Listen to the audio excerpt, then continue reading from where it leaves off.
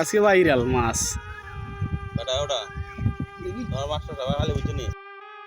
বাবা আদাব রান্না দেখো গাইলে গো আড়াইটা বড়টা দেখা বড়টা দেখা। শুনতে পারতা রোডটা আছে নি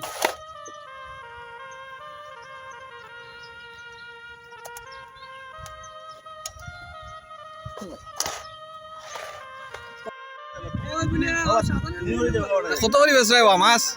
কত করে বেচ ও মাছ কিনা আইলে উতা করেননি